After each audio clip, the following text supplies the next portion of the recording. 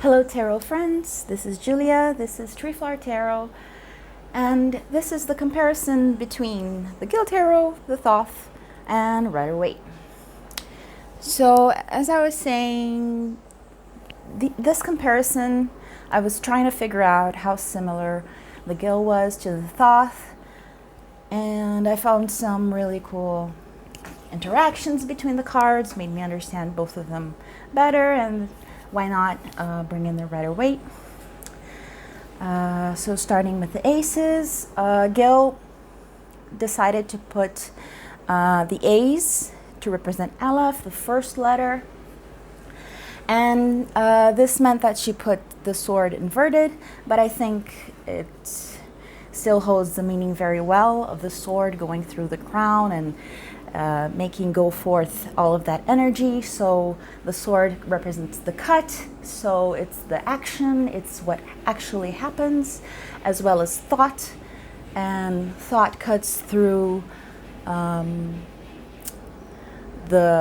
waters of the subconscious and all of the murky meanings between things, like language cuts into the meaning of things and makes them be, in a way. So it's life-giving, it's form-giving, and cutting through the crown, which would be the union of the masculine and feminine. You know, we can talk about the that with the maypole, and the garland. It's a garland with the flowers, so it's the union of masculine and feminine. The sword and the grail. Anyway, I think it's very similar ideas here, although she doesn't use the crown. These feathers coming out give that expression of energy. And maybe I should put them like this so we can, okay. The twos I found very interesting because I always thought it was weird, the dichotomy between the Thoth and the Waite, like peace for Two of Swords. It's something that when I was learning tarot, I wouldn't think of naturally. I would think two opposing swords and they're going against each other. It's not an image of peace for me, but it's something that tarot has taught me, is that every card has both sides. And the peace in the Thoth and in the Gill, it's like they're the other side of the meaning of the Waite. So the Waite, she's in a position that is restricting, and she's stopping the flow of ideas, which can be pondering, but it's also an image of resistance. And the Thoth and the Gill especially, it's all about non-resistance. So peace when all things are flowing. And it's interesting with the water here as well. And it's a peace that's with flow, with movement, right? The Three of Swords, all of them are very similar, sorrow, and sorrow. I always thought of this card not only as emotional sorrow, but also about that moment when that very moment of creation, because 3 is the triangle, so it's the first geometric form, so it's the thought forming in the mind. It's the logic cutting through emotion and bringing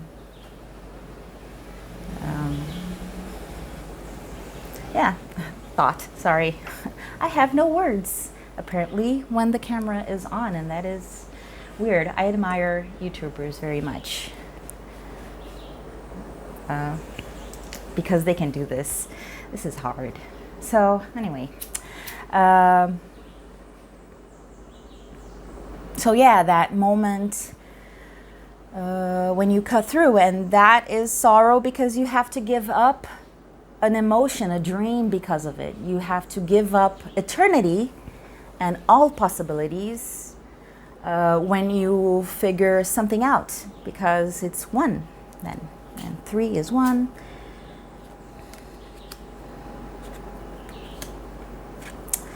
Four, also very similar images. Waite is like the rest eternal, so like you're dead, you can't be more restful than that, as with a good death, as this seems to be. Truce, the 4 opposing, well, they form a cross. I like this image very much for the 4.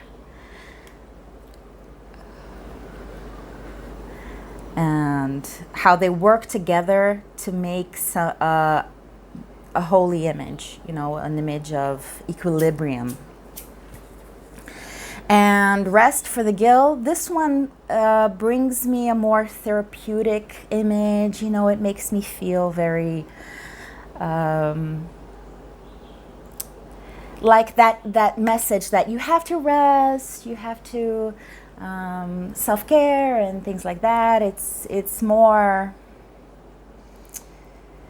more therapeutic image, and the Gill Tarot, I find, has that sometimes. It's a very therapeutic deck in that it makes you think of things that are very medicinal to the spirits, and not as much worried with just showing how things are in this theory. So it's very theory-centered, the Golden Dawn and Thoth. They were putting a whole thing together, you know, a whole ethos, and I see Gill being more worried about the experience of the tarot.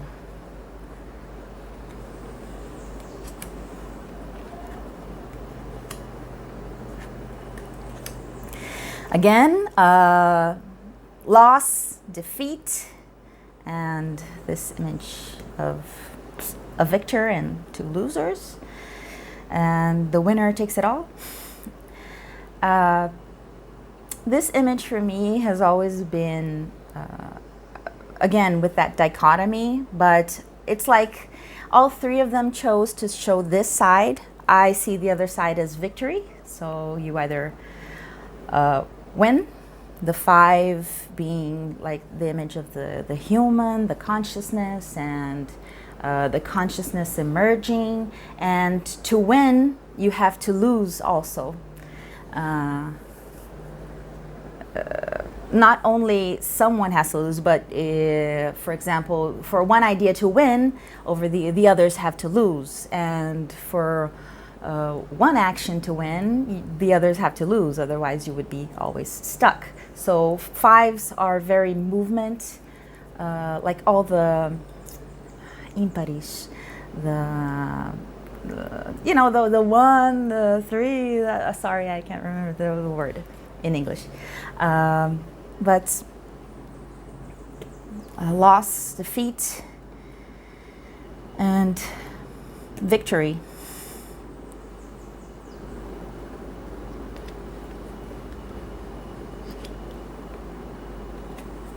It's just one of the interpretations I like.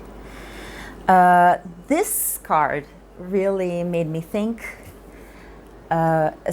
especially this comparison I thought was really cool with the science for Thoth and change for Gill.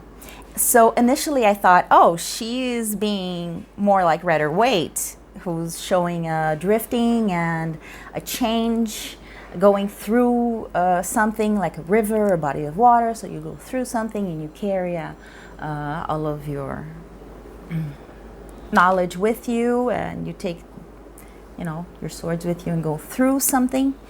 But then I went to read the guidebook, and she was talking about how the sun is like the light of truth, and how the light of truth dissolves all prejudgments, all of the ego, all of the mind. When we think of ego and what keeps you from the experience of the divine. And that is very much like the high values that Crowley's talking about when he shows us these 6 swords. So 6 is a number of, again, equilibrium, but also the union of male and female, which is, the God. And so it's joining all of these forces to make something of high ideals. And what also, the other side of the card, what happens when you're guided by not those high ideals, but when you're guided by the ego, when you're guided by not so noble things. And the rosy cross here in the middle just says it all. The rosy cross has all of these meanings of love and union, and of course also the esoteric, but of giving oneself to divinity and the divine showing through and showing the middle way. She talks about how the 2 swords in the extremes are intact because the truth is in the middle of the extremes. That was really cool. And then it made me go back to Rider-Waite and add all of these meanings onto it.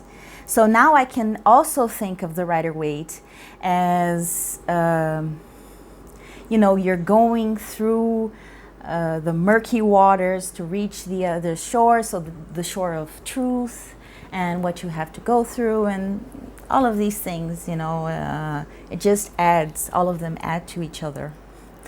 I thought that was really cool. Fertility again, and this one has an interesting difference between the Gill and the Thoth because we have uncertainty, futility, and the robber going away with the swords. And is this the one? Oh yeah. And the 7 took me to the image of the tower because it's arrogance against the fates, arrogance against the other directions around you. So it's the tyrant. It's the person that ignores all of the big wave of things and carries in their own way. And the 7 talks about this, talks about individuality. In the wands, you have the man who's, standing up and fighting against the world. And Crowley calls that, in the swords, futility. So it's like, it's futile to try to fight against the fates. And I call them the fates because he has all the astrological symbols. So it's the stars and all of the astrological situations of things and energies and influences. The gods play with men. But Gill offers instead a medicine for this. She talks about the 7 lushly, I don't know, I love this lush word. I don't know why I keep saying it, but, of letting go and working with all of this, these different directions. Her guidebook is very good on this part, which her guidebook is on Kindle, and I think I don't know if there's an app, but it's on Kindle, and it's really interesting. And Waite talks about this. shady character. There's this trying to break the rules, and sometimes you can see that as like a maverick, and that's the one of the aspects of this card, which isn't good or bad. It's just sometimes you can get away with things, and maybe something strategic changes the tide. You have to know where you are. Eight of Swords, conflict, interference, and the figure being closed in and unable to move in the Rider-Waite. And for this, I really liked Lon Milo Duquette's divinatory meaning for the Eight of Swords. I thought it very illuminating in front of all of these cards. It's in the Thoth Tarot book. This book is awesome.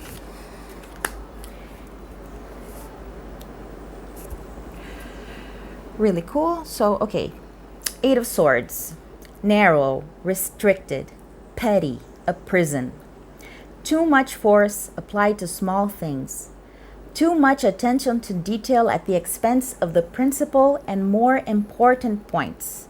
When ill-dignified, these qualities produce malice, pettiness, and domineering characteristics. Patience in detail of study, great care in some things, counterbalanced by equal disorder in others. Impulsive, equally fond of giving or receiving money or presents, generous, clever, acute, selfish, and without strong feeling of affection. Admires wisdom, yet applies it to small, unworthy things. This is what happens when you have too much mind.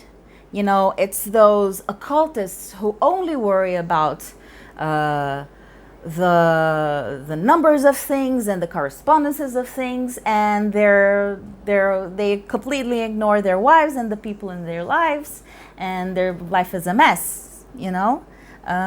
It's too much mind. And the eight sometimes represent this. It also represents this in the cups, when it's the same thing all over again. And the eight in the air does this. It's too much, and it interferes with what is really important. Living a good life. And this, it makes you get stuck. It makes you stuck. You're too much stuck in your mind, in your head, and you don't look up. You don't look at the things around you. And it creates conflict, interference, and person stuck in their head.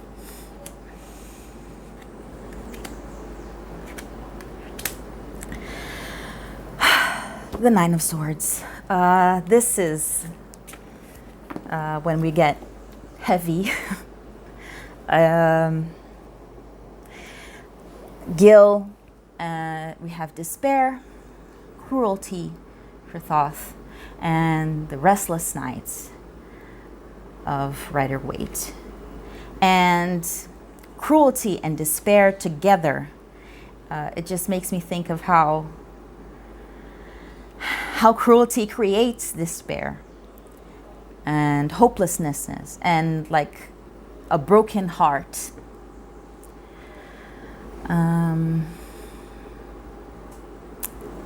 It's what is nice about the Rider-Waite is that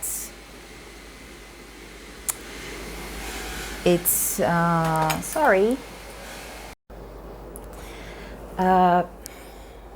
so what is nice about the Rider-Waite is that it gives you that hope of it was just a nightmare. But we have to face the reality that sometimes that there is cruelty in the world, there is despair in the world, there is despair in us, there is cruelty in us, and everyone has the world upon them. So who hasn't had a sleepless night? And to end it all, the Ten of Swords. Death, desolation and ruin. It's what happens when you go to the top of the completely mental. This is Hitler. It's the tyrant. It's your mind has taken over so much that there is nothing else, and nothing else matters in front of what you envision. It's the danger of great visions and what they produce upon the world. And in the end, tyrant gets a whole bunch of swords in their backs.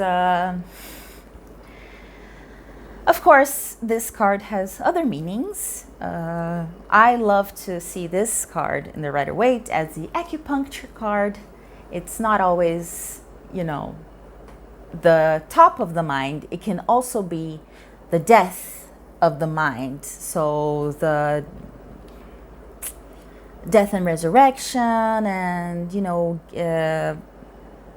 you're finally at peace. What's the whole opus exploded, and now there is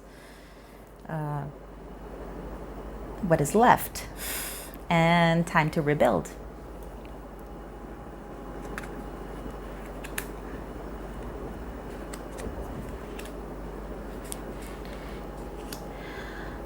We have princesses here and the page, and I think this image for the Thoth and the Gill are very similar in that it seems like they have all of this thunder and rumble and air around them, but they're like a shining beacon of hope and light. And I see that a lot in the Page of Swords here. He's very idealistic and, ready for adventure and new things to come, and he's so shiny and bright and ready, and he's brave and ready. Very. I think he's the most romantic page of them all. I don't know if it's the little hair thingy and it makes him look like, I don't know, a romance character.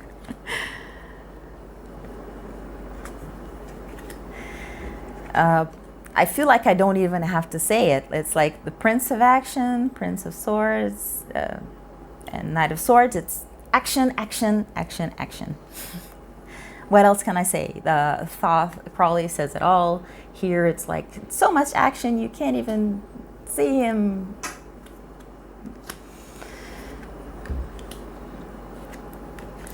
And for the Queen of Swords and the King of Swords, I found that Gill was really interesting in her keyword choice, because she put reason for the female, for the principal, queen, and intuition for the king. And initially you would think, no, that's reversed, right? Intuition is a woman thing, and the man is reason, But she reversed that, and I found that this made both characters much more interesting and much truer to the true meaning of the card, because a reasonable woman is such a force. It's the Queen of Swords. She's a reasonable woman with power, and she can take on any feat of the mind. And a King of Swords with intuition, it's Odysseus. He has a bright mind and can intuit things and know things, and it makes him such a better character. So I love this that she did. And for the Queen of Swords in the Thoth, we played around that reason, razão in Portuguese means that, você tem razão, you're right. And he said, yes, this is very correct. My partner, he said, oh, this is very correct because the woman is always right. So she's reason, and the man has to have the intuition of when not to fight with her. So we thought that the proof that she's right is that she has cut off her husband's head and is now, triumphant in her right way of being. And I know that this is bad cliche humor, but I can't unsee it now. Anyway, the Gill made both of these more interesting. And it made me look at the swallows again, because the swallows are such romantic birds in terms of symbolism. Anyway, for me, they're very romantic. They mate for life, and they're always in summer. And it gave a lightness to this Knight of Swords, which is the king in Thoth, that I hadn't seen previously. Anyway, that is the suit of swords in the Gill Tarot, the Thoth Tarot, and the Rider-Waite. Thank you. Bye. Okay, so my partner and I were discussing the court cards, and we came across a few things that I thought were worth pointing to, about especially how the king and the queen in the Gill are both very balanced individuals and very powerful individuals, and how they got there.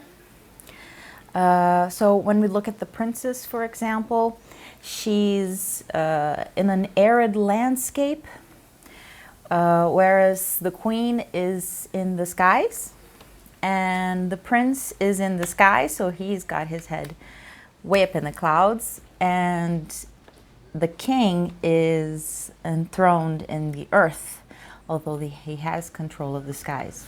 So we were talking about how the princess is very much guided by her intuition and, her faith, her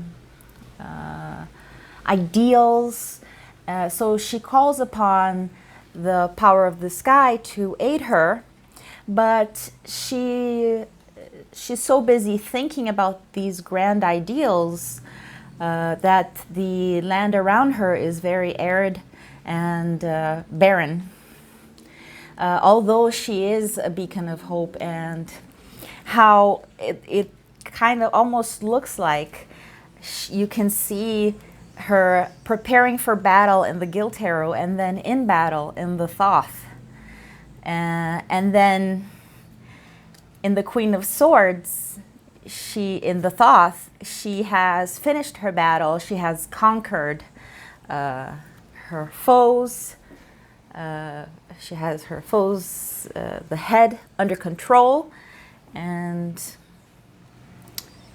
she doesn't even have to stand on guard because the battle is over. She is queen of her domain. And again, we see the same thing with the princess being on earth and looking up, and the queen being in the skies.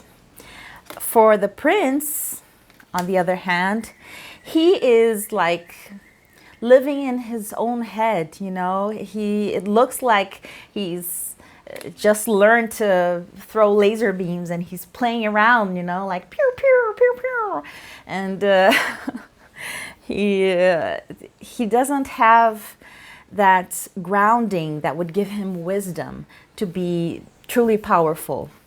So he goes through his battle here in the Thoth, and here he's very turbulent, and the wind is going in all directions, and it's all action and movement, but he's not very well defined. In the king, however, he is very much under control. And another thing about the swallows is that they are wonderful flyers, and which might be another reason why they're here in the card. So they have excellent control, as well as the dragonfly, which are the wings of the knight, the king, which are extremely efficient flyers. They control, they can move in ways that no other animal can. So he has conquered his control. And here in the Gill, we see a woman that has conquered reason. She's discerning.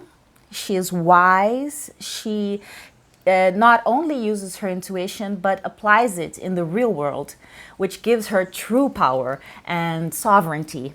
It's I don't know what you call this in English. It's a beaker. It separates different kinds of liquids, by vaporizing them. So it's discerning the elements, discerning reason. And here in the king, whilst this is like little laser beams, like pew pew, this guy has true, real power. He is connecting the soil to the earth to the sky with a real lightning. He's Zeus. He has real power in the world. He's very efficient.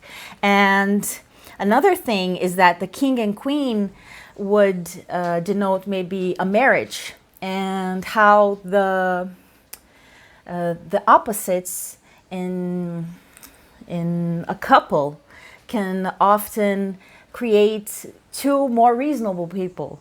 How the interplay between couples, and these are archetypes. We have them mixed in ourselves from moment to moment, but how one balances out the other, and how that dynamic might work. So just a little PS. Thanks. Bye.